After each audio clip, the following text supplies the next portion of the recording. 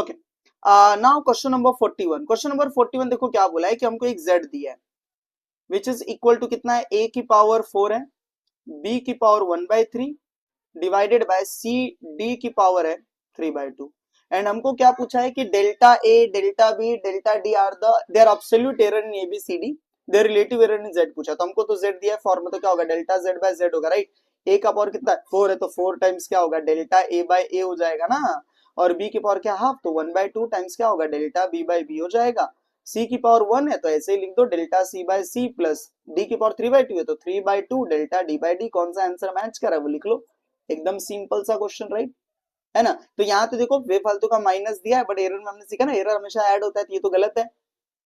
और किधर माइनस है क्या, यहाँ भी माइनस है, ये भी गलत है, ये भी माइनस है, ये भी गलत है, तो आंसर क्या होगा ए। मतलब आंख बंद करके भी आंसर, आंख बंद नहीं करना है भाई, बंद करके तो नहीं, साइन देख के आप बता सकते हैं कि आंसर क्या होगा, ठीक है। तो 4 times delta A by A, 1/3 times delta B by, oh sorry sorry, यहाँ पर 1/3 था ना, मैंने 1/2 लिख दिया, sorry. So 1/3 delta B by B, delta C by C, 3/2 delta D by D. कौन सा ऑप्शन, ए ऑप्शन, सिंपल एकदम इजी था। Next is 42।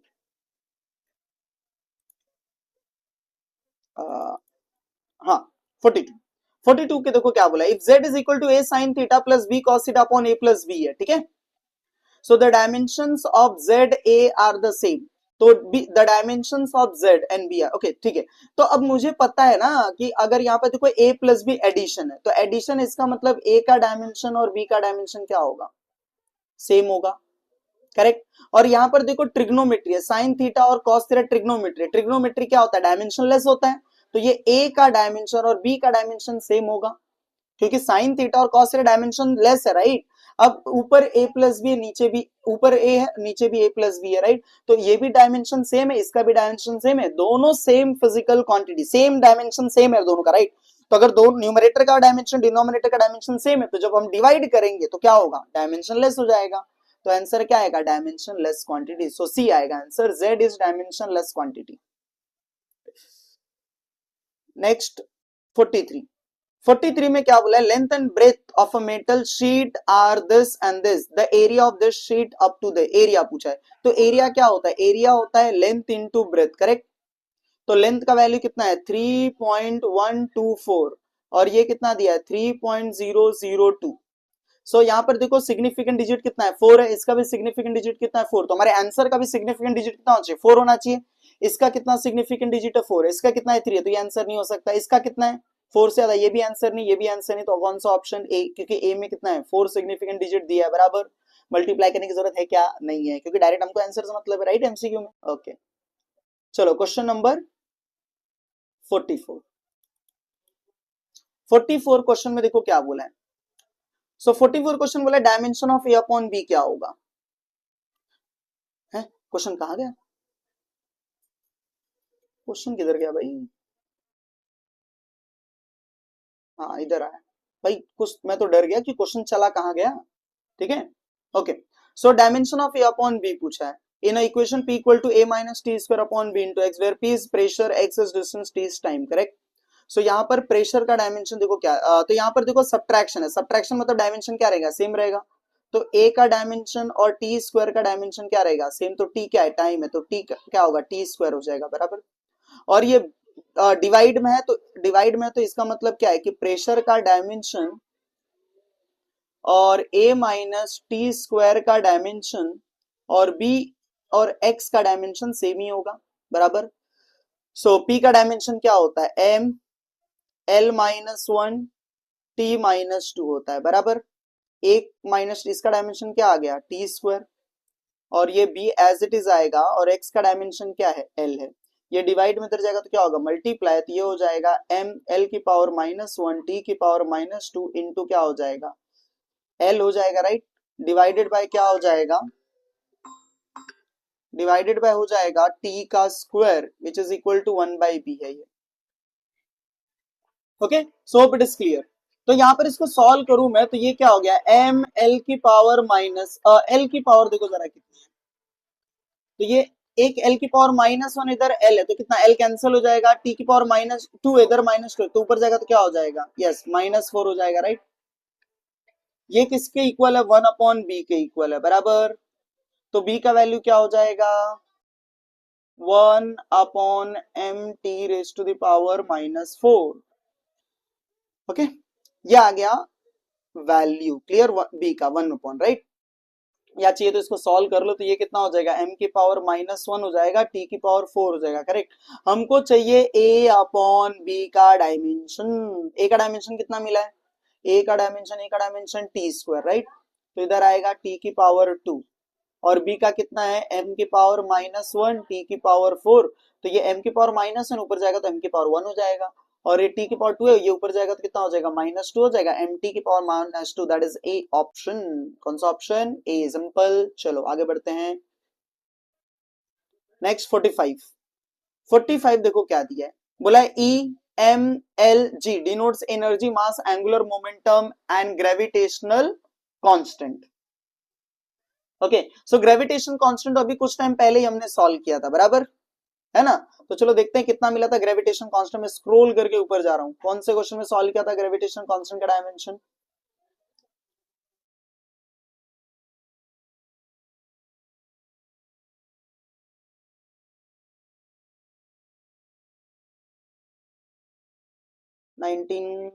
कहाँ क्वेश्चन नंबर,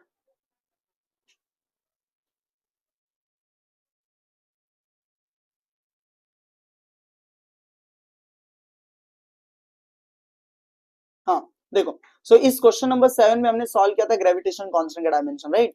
तो ये हमको वैल्यू मिला था, करेक्ट। तो मैं एज इट इसको कॉपी कर लेता हूं।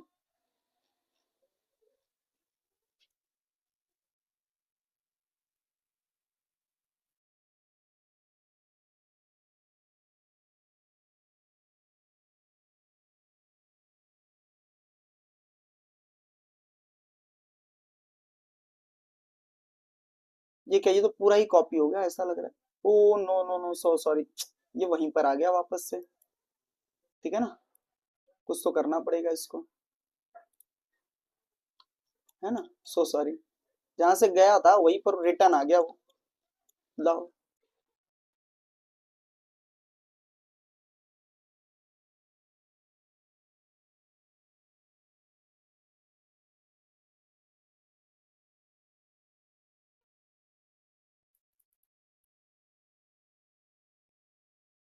अब मत ऊपर जाना। हाँ अभी ऊपर नहीं गया, ये सही था।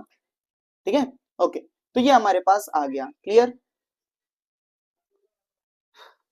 और क्या है, देखो यहाँ पर ई जो है, ई दिस ई क्या है, एनर्जी है। तो एनर्जी का डायमेंशन क्या होता है भाई, एनर्जी का डायमेंशन होता है ml2 t⁻², करेक्ट।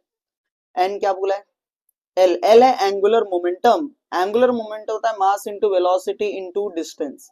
सो मास का डायमेंशन m है, वेलोसिटी का डायमेंशन lt-1 है, और r का डायमेंशन l है। तो ये हो जाएगा ml²t⁻⁻1, बराबर, क्लियर। एंड देन क्या है जी, वो तो m है, मास है, राइट। अब हमको क्या चाहिए, डायमेंशन हमको चाहिए EL² डिवाइडेड बाय m⁻⁵ और g की पावर 2 चाहिए, करेक्ट।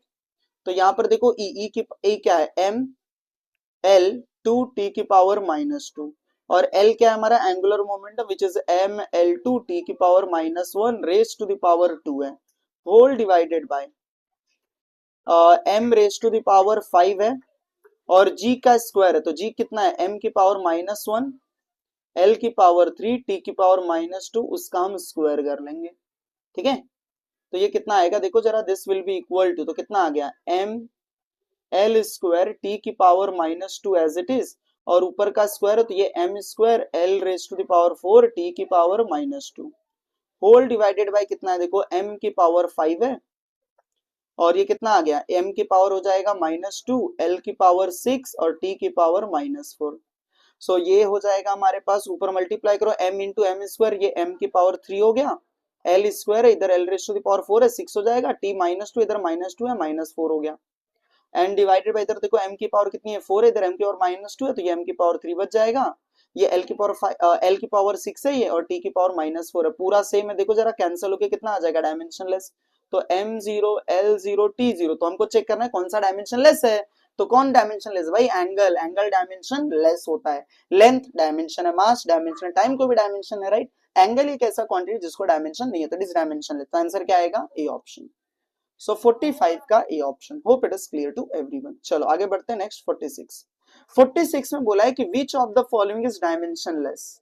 तो डायमेंशनलेस पूछा, तो ये v है क्या? v वेलोसिटी है, यहाँ पर v क्या? वेलोसिटी। सो v वेलोसिटी, वेलोसिटी का डायमेंशन क्या होता है? lt माइनस 1 होता है। और r क्या है? डिस्टेंस है, डिस्टेंस का डायमेंशन क्या होता है? l। और g है एक्सेलरेशन ड्यू टू ग्रेविटी। तो एक्सेलरेशन ड्यू टू ग्रेविटी मतलब lt पावर माइनस 2 है। समझ में? हमको डायमेंशनलेस चाहिए क्वांटिटी। क्या चाहिए? डायमेंशनलेस। तो डायमेंशनलेस तभी होगा जब न्यूमरेटर और डिनोमिनेटर क्या होगा? सेम होगा, राइट? तो यहाँ देखो ये lt माइनस 1 है, ये lt माइनस 2 है, करेक्ट ना? Right, acceleration due to gravity lt minus 2 है, और ये क्या है? lt minus 1। तो यहाँ पर देखो lt माइनस 2 है ना, तो अगर मैं r को g से मल्टीप्लाई करूं तो ये क्या हो जाएगा? तो ये हो जाएगा l स्क्वायर t की पावर माइनस 2 हो जाएगा, बराबर। और इसको अगर मैं स्क्वायर कर दूं तो ये क्या हो जाएगा? तो स्क्वायर कर दूंगा तो ये हो जाएगा l2 t की पावर माइनस 2, बराबर। दोनों का डायमेंशन देखो सेम हो गया कि नहीं हो गया? v स्क्वायर और r g का डायमेंशन क्या हो गया? सेम। तो इनका रेशियो निकाल लेना है बस। तो इसका मतलब sir v square upon R G क्या होगा? डायमेंशनलेस हो जाएगा। सिंपल। तो आंसर क्या आएगा? A option. इजी, समझा ना? चलो नेक्स्ट 47। 47 देखो क्या दिया। 47 जस्ट एक फॉर्मूला बनाना है हमको। सिमिलर सा इजी सा क्वेश्चन है ये, ऐसा सम हमने अभी अभी सॉल्व किया, राइट ना? तो यहाँ पर जस्ट क्या आएगा? एकदम सिंपल सा देखो, एरर है, एरर कभी सब्ट्रैक्ट नहीं होता है ना, हमेशा ऐड होता है। तो इधर देखो माइनस है, इधर भी माइनस है, तो इसका मतलब ये कि भाई ये दोनों तो आंसर गलत है। और यहाँ पर b का पावर क्या है? अल्फा है। b का पावर क्या है? अल्फा। तो पावर जो होता है मल्टीप्लाई होता है ना, तो अल्फा इंटू क्या होगा? तो चलो लिख लेता हूँ ऐसे, चलो सॉल्व ही कर देता हूँ। तो b की पावर अल्फा, c की पावर बीटा, डिवाइड में क्या है? d की पावर गामा और e की पावर डेल्टा है। तो एरर इन ए क्या हो जाएगा? तो ये हो जाएगा alpha delta b by b, correct, plus beta delta C by c, plus gamma delta D by d, plus क्या होगा? Delta sorry delta and error in e. Clear? तो यहाँ पर डेल्टा बी बाई बी देखो कितना दिया? Delta B by B b1% दिया है, then delta c by c c1%, d1%, e1 respectively, right? तो ये क्या हो जाएगा? Alpha b1 beta c1। कौन सा ऑप्शन? D option. समझ में आया क्या? क्लियर है? ओके, 47 का डी। चलो नेक्स्ट 48।